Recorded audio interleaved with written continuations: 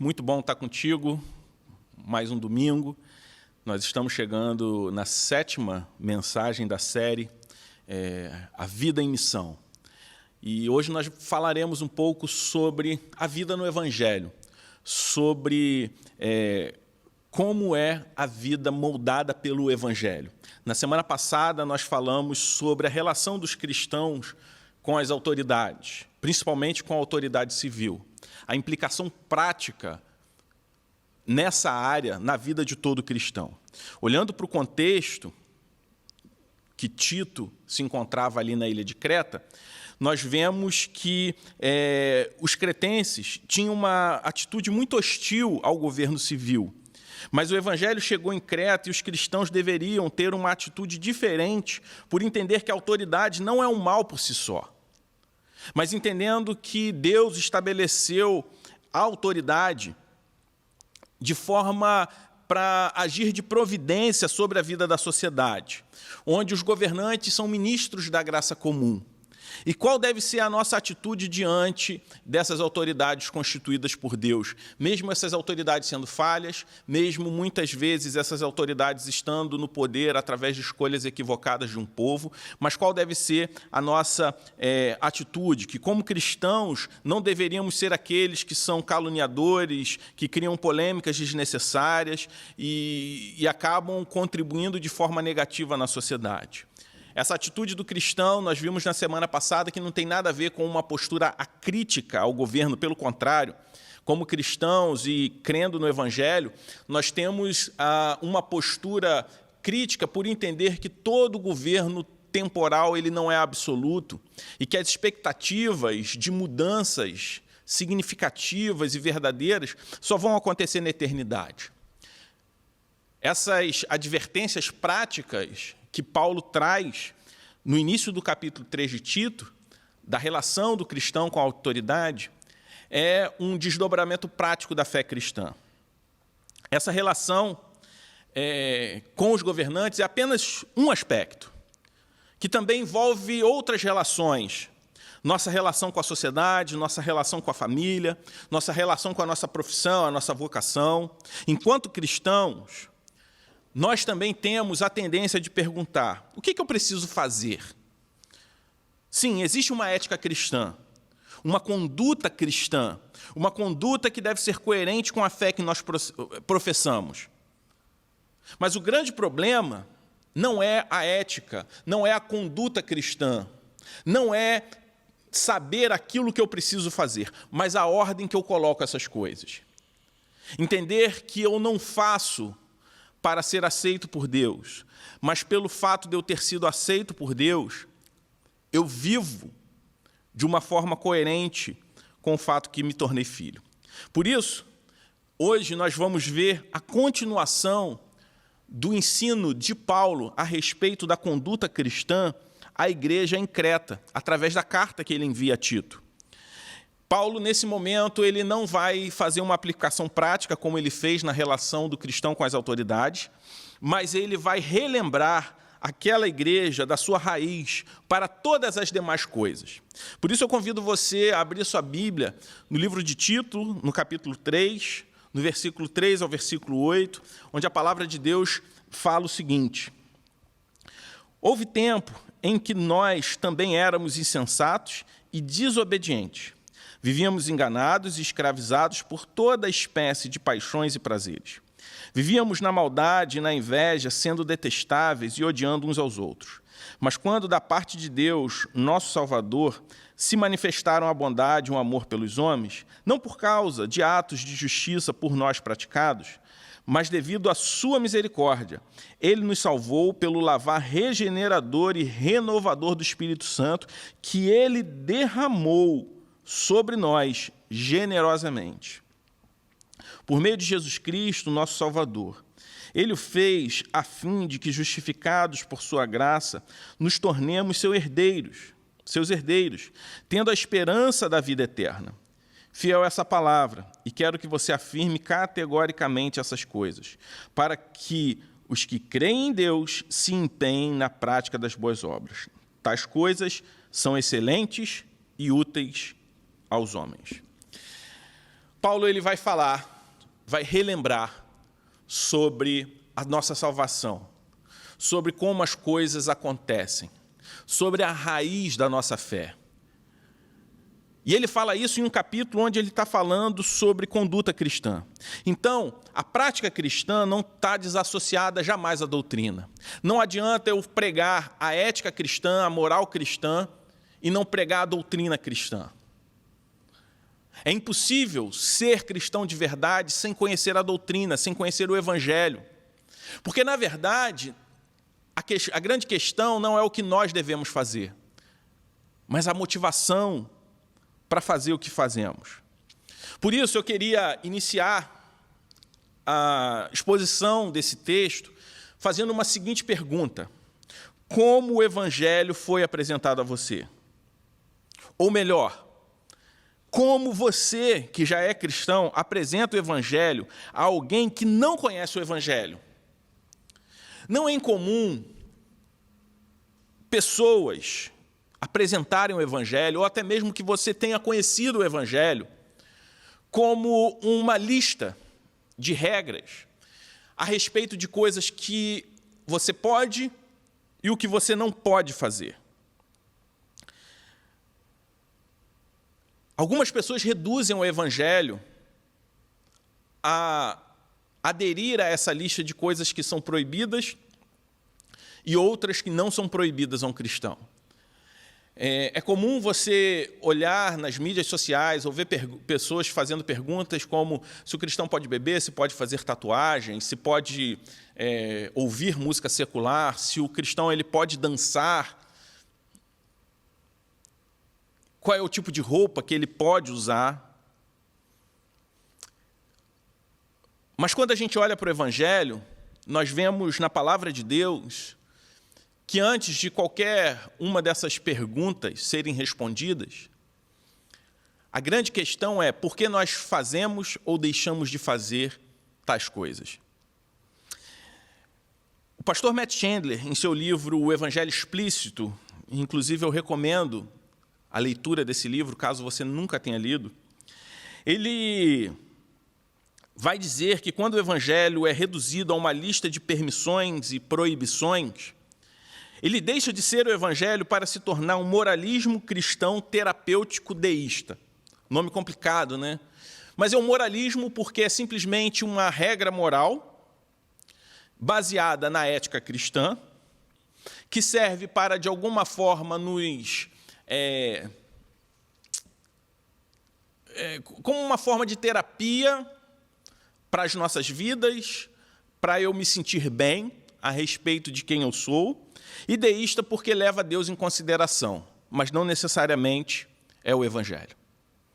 Esse moralismo deísta tem como objetivo elevar a lei para um patamar além do que ela deve estar.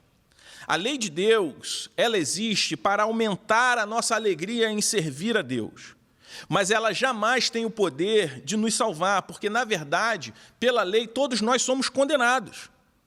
Quando nós olhamos para a lei moral de Deus expressa nos 10 mandamentos, nós vemos que, na verdade, nós não temos salvação através dela. Porque todos nós, de alguma forma, transgredimos a lei em algum momento da nossa vida. E se você reduz o Evangelho a uma lista de regras que eu preciso obedecer para ser salvo, não é no Evangelho que você crê, mas em si mesmo, no seu desempenho, na sua força. Crendo dessa forma, você vai ignorar completamente a graça de Deus, não entendendo que é exatamente a graça de Deus que vai cobrir os nossos pecados e vai nos salvar diante da nossa incapacidade de sermos o nosso próprio Salvador. Esse moralismo nos leva a crer que o que eu faço ou deixo de fazer tem poder de me salvar. E quando eu creio nisso, o resultado vai ser sempre culpa e vergonha.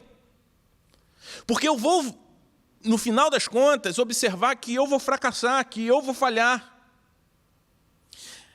E o pior, às vezes a forma que nós encontramos para aplacar essa culpa, esse sentimento de culpa, de tristeza e de vergonha, A forma que eu uso para aplacar isso é a tentativa de criar um padrão moral baseado em mim mesmo. Eu crio um padrão moral baseado na minha pessoa, me comparando com o que há de pior, ou me comparando com alguém, com a fraqueza de alguém, numa área onde eu me sinto forte. O pastor Tim Keller, ele diz o seguinte: temos a tendência de encontrar deficiência nos outros, onde nos sentimos fortes. E isso é terrível, porque isso cria pontos cegos na minha vida, onde eu nunca vou enxergar as minhas próprias fraquezas. Por isso, nós vemos muitas vidas incoerentes, pessoas que são rigorosas e observam determinados aspectos da ética cristã e ignoram outros completamente. O Evangelho nos ensina que o verdadeiro papel da lei é mostrar a nossa incapacidade de sermos o nosso próprio Salvador, assim como o Senhor Jesus ensinou, lá em Mateus 5, do versículo 17 a 20, quando ele diz: não pensem que vim abolir a lei ou os profetas. Não vim abolir, mas cumprir. Digo-lhes a verdade, enquanto existirem céus e terra, de forma alguma desaparecerá da lei a menor letra ou menor traço, até que tudo se cumpra. Todo aquele que desobedecer a um desses mandamentos, ainda que dos menores, e ensinar os outros a fazerem o mesmo, será chamado menor no reino dos céus. Mas todo aquele que praticar e ensinar esses mandamentos será chamado grande no reino dos céus. Pois eu lhes digo que se a justiça de vocês não for muito superior à dos fariseus e mestres da lei, de modo nenhum entrarão no reino dos céus. Jesus não está falando que aquelas pessoas deveriam se esforçar para ter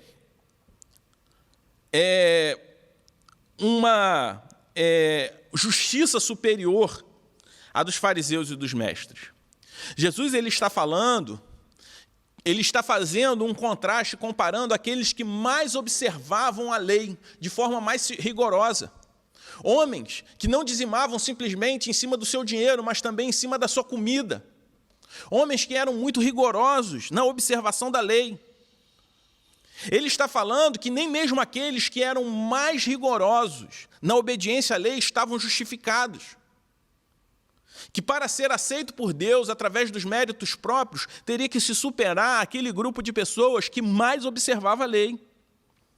Jesus não está falando sobre um padrão a se alcançar, mas reafirmando a nossa incapacidade de ser salvo pela lei. A lei diz que nós não podemos mentir.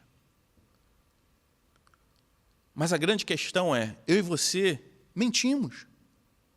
Em algum momento da nossa vida, nós mentimos. Em algum momento da nossa vida, nós ainda vamos mentir. Mesmo que você seja um cristão, que você não seja escravo da mentira, que não faça da sua vida uma mentira, em algum momento da nossa vida nós mentimos. E a lei diz, não minta. Então todos nós já estamos reprovados nesse teste. Quando o evangelho é reduzido ao moralismo, você vai se enganar achando que você pode mudar a partir do seu esforço em obedecer regras que vão ser impostas para você. Muitas vezes nós queremos senhores que nos digam exatamente o que nós devemos fazer, crendo no equívoco de que nós somos capazes de obedecer piamente e, através dessa obediência, mudar de verdade. Enquanto o Evangelho ele apresenta para nós uma alternativa completamente diferente, que não é de uma simples mudança, mas de uma transformação que vem de dentro para fora. Não é através de uma imposição de fora para dentro, mas uma mudança que começa no seu coração através do novo nascimento, e através dessa transformação, você vai mudar de dentro para fora. O Evangelho fala de transformação.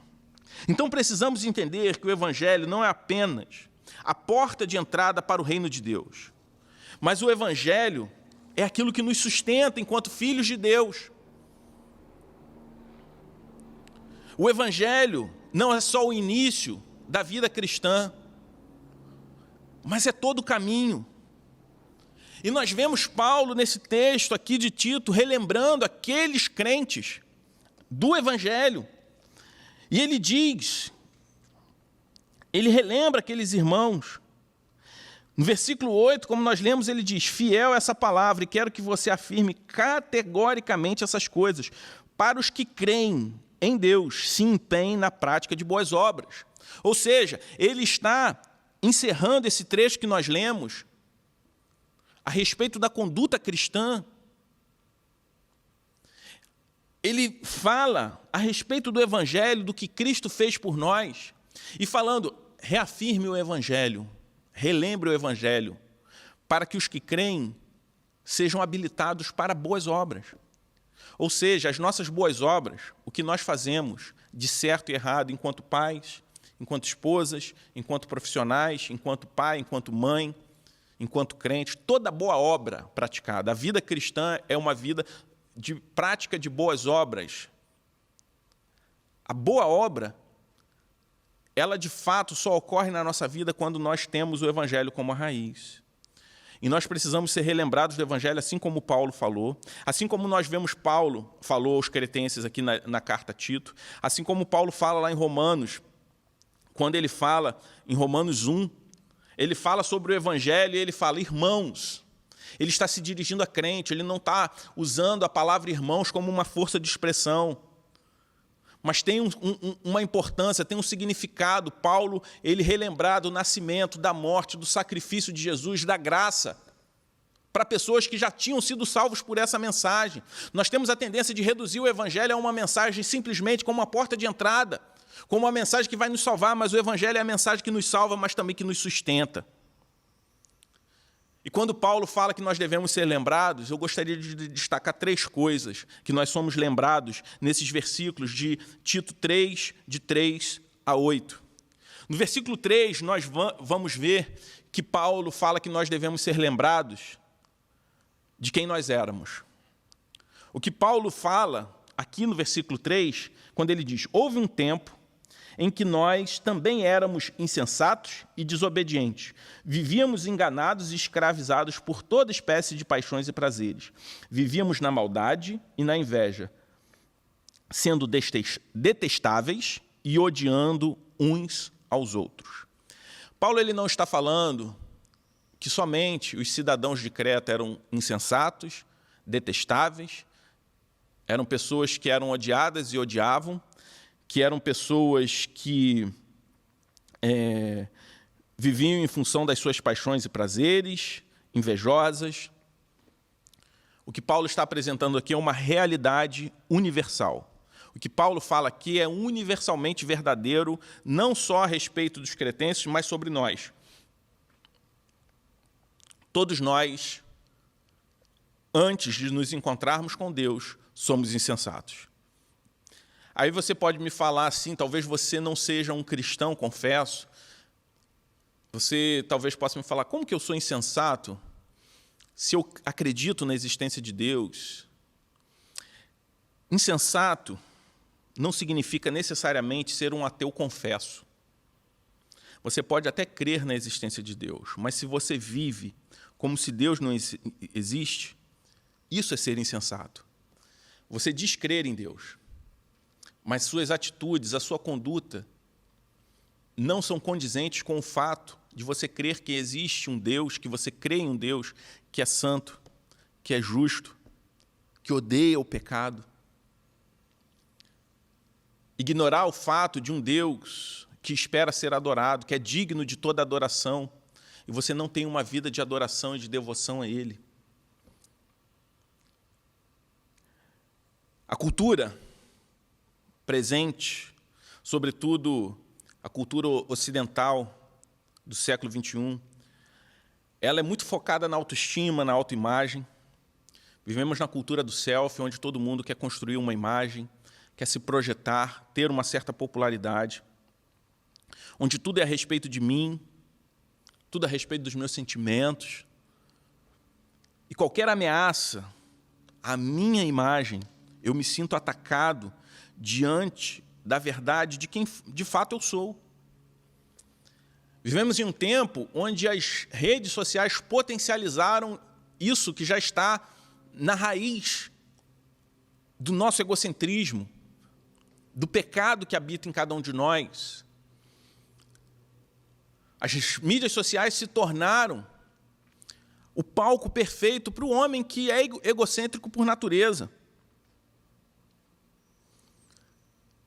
Onde as pessoas tentam projetar uma vida perfeita nas mídias sociais, uma vida perfeita que não existe. E não encarar quem somos sem Cristo nos leva a viver em função de fingir perfeição e eliminar qualquer evidência contrária a isso. Onde as pessoas fingem uma perfeição, e pior, isso só esgota as outras pessoas, porque você crê na ilusão que diante da sua imperfeição existem pessoas que através do seu esforço próprio conseguem ter uma vida que você não tem, uma vida perfeita que você não tem. Mas acontece que essa vida perfeita de fato não existe.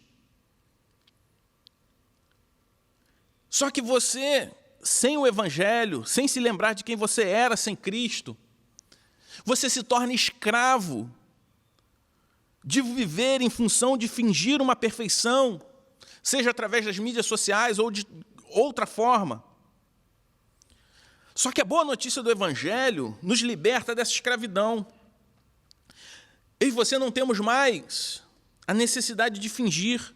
Pelo contrário, a gente só pode entender a extraordinária bondade e amor de Deus se entendermos quem somos sem Ele.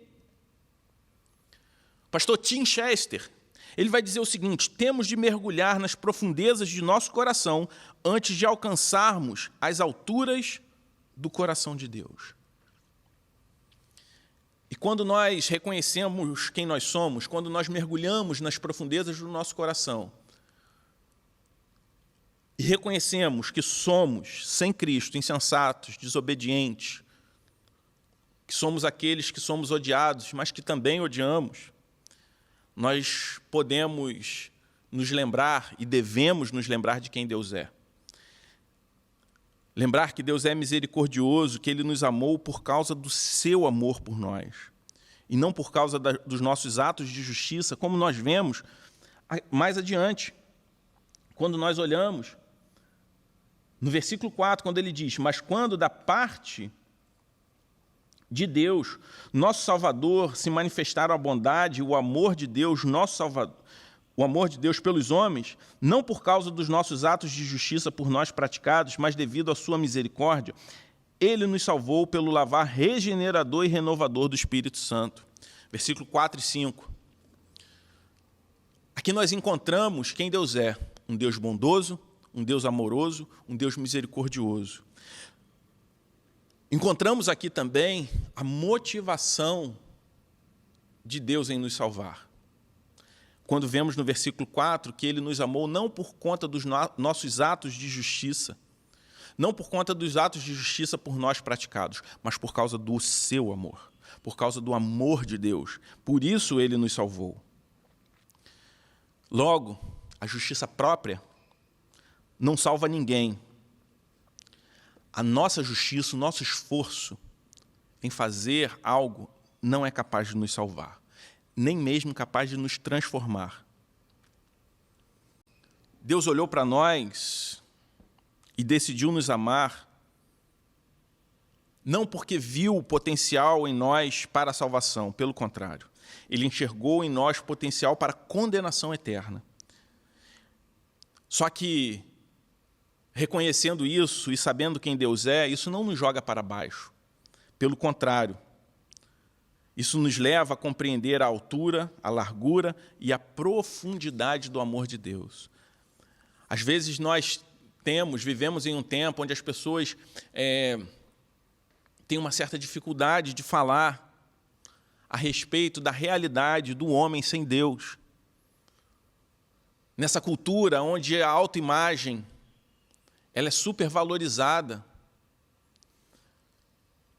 Mas quando nós vemos quem nós somos e quem Deus é, isso não nos joga para baixo, mas pelo contrário, isso nos faz compreender a dimensão do amor de Deus, como nós vemos o próprio apóstolo Paulo falando em Efésios 3, de 16 a 19, quando ele diz o seguinte: oro para que, com suas gloriosas riquezas, Ele os fortaleça no íntimo do seu ser com poder, por meio do seu Espírito, para que Cristo habite em seus corações mediante a fé.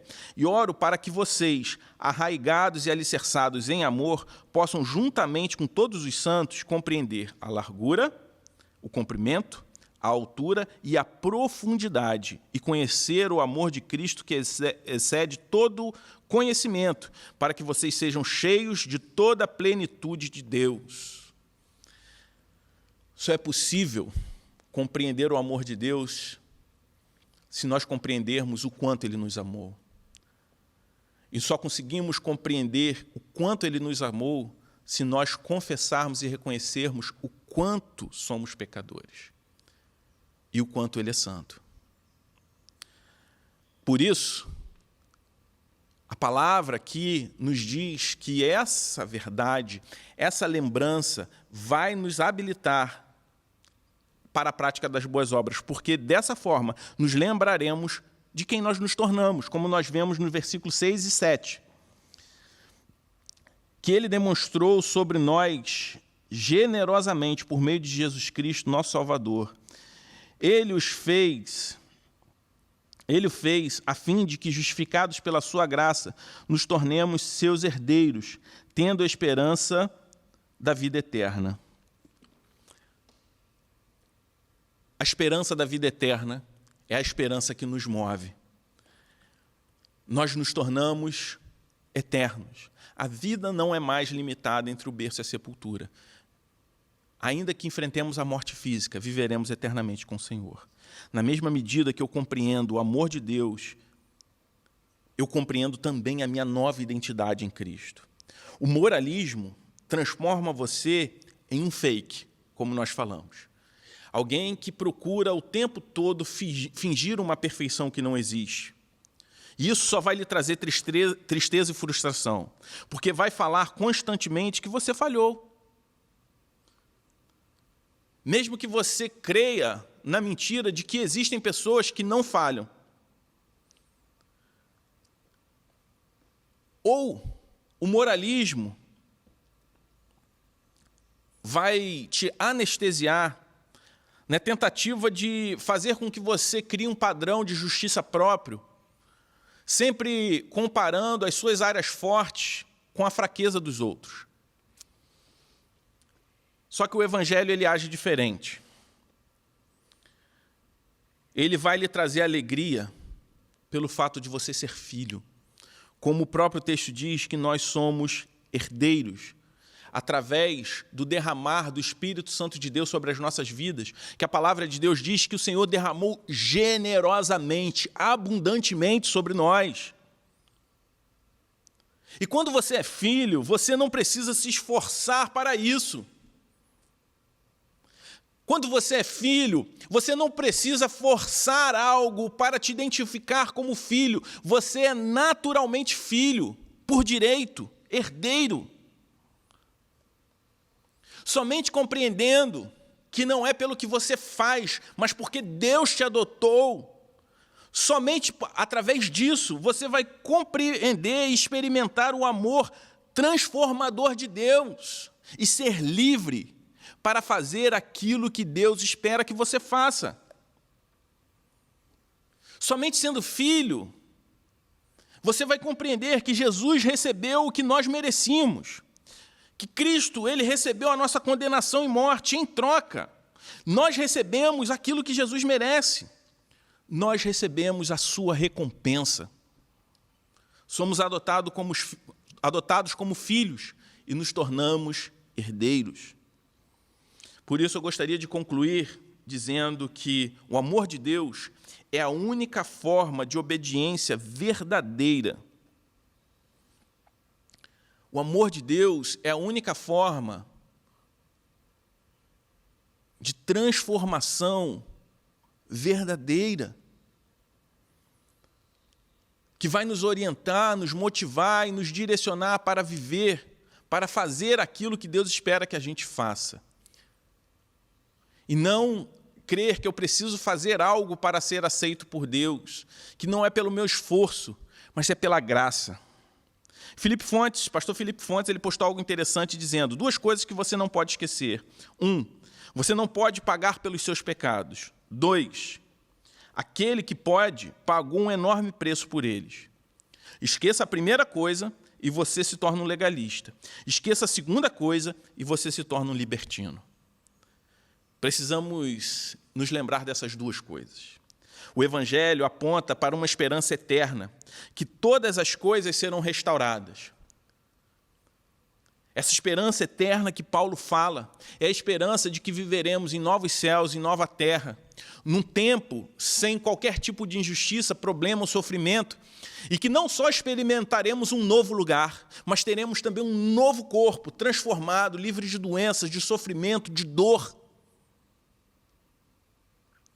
Só que os novos céus, a nova terra, um novo corpo transformado,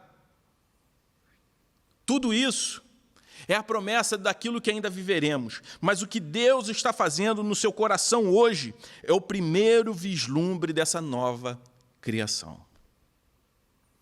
Então, o que Deus faz no nosso coração nos transforma para vivermos, experimentarmos o primeiro vislumbre daquilo que nós experimentaremos eternamente ao lado do nosso Senhor.